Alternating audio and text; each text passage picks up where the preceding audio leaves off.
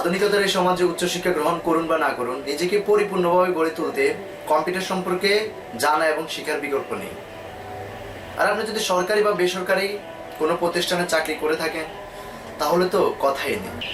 এখন যে কোনো ভর্তি পরীক্ষার ফর্ম পূরণ, চাকরির আবেদন, তাছাড়াও বর্তমান সবচেয়ে জনপ্রিয় সোশ্যাল মিডিয়া ফেসবুক আমরা কম্পিউটার ব্যবহার করতে পারি ইত্যাদি বলা যায়।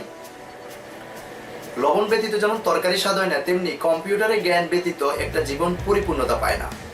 তাছাড়াও জীবিকা নির্বাহ করে বেঁচে থাকতে হলেও বর্তমানে কম্পিউটার শিখতে হবে।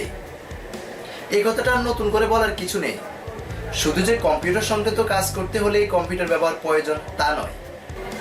যে কাজ কম্পিউটার নির্ভর নয় সেখানেও কম্পিউটার জানা থাকলে একটা অতিরিক্ত যোগ্যতা বলে বিবেচিত হয়।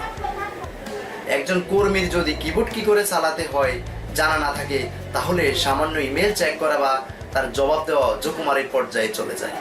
আসলে কম্পিউটার এটা একটা প্ল্যাটফর্ম জীবন গড়ে নেওয়ার জন্য। তুমি যে ট্রেনে উঠতে চাও না কেন, তোমাকে এই প্ল্যাটফর্মে পৌঁছাতে হবে। কম্পিউটার জানা থাকলে তুমি ঘরে বসেই চাকরি করতে পারবে, অর্থাৎ আউটসোর্সিং এর মাধ্যমে যেমন চাকরি করতে পারবে তেমনি অন্যকে চাকরি দিতেও পারবে।